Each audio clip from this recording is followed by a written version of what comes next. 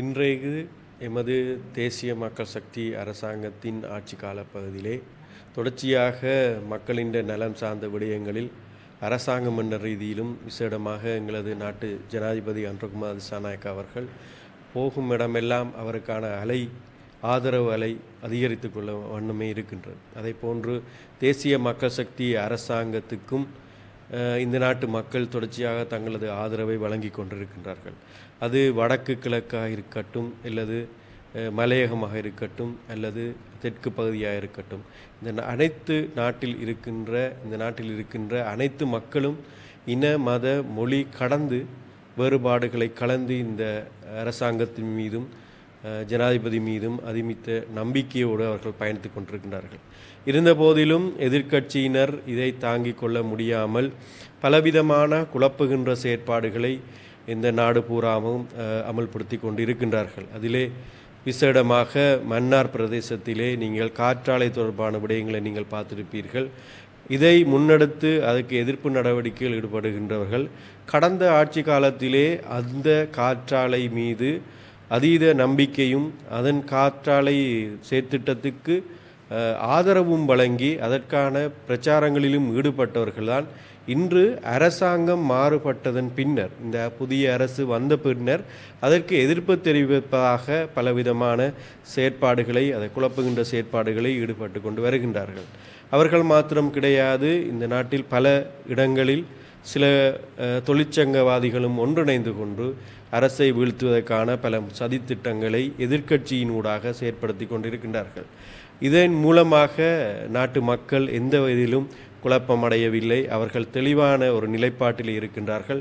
அவர்கள் இலங்கை வாழ் மக்கள் மாத்திரம் கிடையாது, வெளிநாட்டில் வாழுகின்ற இலங்கையர்கள் கூட இன்று இந்த நாட்டின் மீதும் இந்த நாட்டின் ஆட்சியாளர்களான தேசிய மக்கள் சக்தி மீதும் ஜனாதிபதி மீதும் அதீத நம்பிக்கையோடு அவர்கள் பயணிக்கின்றார்கள். இன்னும் அவர்களது நம்பிக்கை மாறுபடவில்லை, மேலும் அதிகரித்த வண்ணமே இருக்கின்றதே தவிர இந்த எதிர்க்கட்சியினர் ஒன்றிணைத்து இந்த நாட்டை சீரழிப்பதற்கான முயற்சியில் ஈடுபட்டு கொண்டிருப்பதை எமது அனைத்து மக்களும் நினைவில் வைத்து கொண்டிருக்கின்றார்கள்.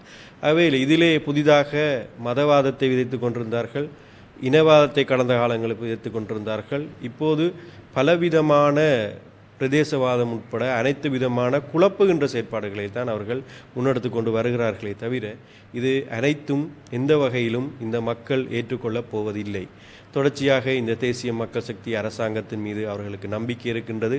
அந்த நம்பிக்கையின் பாத்திரமான ஒரு அரசாங்கமாக தேசிய மக்கள் சக்தி அரசாங்கம் இருக்கின்றது. நாங்கள் எந்த வகையிலும் இந்த மக்கள் மீது, அவர்களின் தற்பெருமையின் மீதும் அவர்கள் மீது இருக்கின்ற அன்பின் மீதும் நாங்கள் தொடர்ச்சியாக அவர்களோடு பயந்து கொண்டிருப்போம்.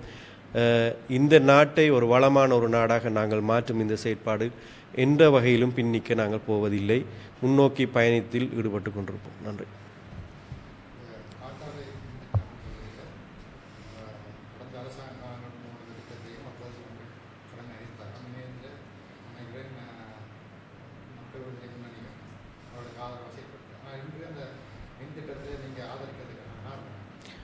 கடந்த காலங்களில் 22 காற்றாலைகள் ஏற்கனவே அமைய பெற்றிருக்கின்றது. முதல் வேறும் ஒரு வெளிநாட்டு கம்பெனிக்கு வழங்கப்படுவதாகத்தான் இருந்தது. அதே திட்டம்தான் இப்போது நடைமுறையில் இருக்கின்றது. அதே அரசாங்கம் கைச்சாத்திடப்பட்ட திட்டம்தான் இப்போதும் நடைமுறைப்படுத்தப்பட்டு கொண்டிருக்கின்றது.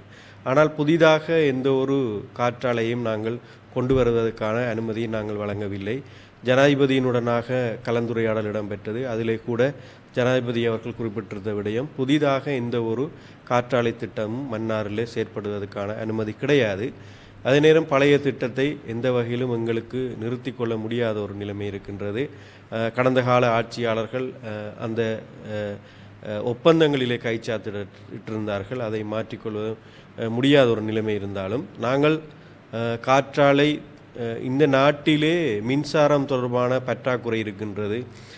மின்சார தடைகள் கடந்த வருடங்களிலே இடம்பெற்றிருந்ததை நீங்கள் ஞாபகத்தில் இருக்க வேண்டும்.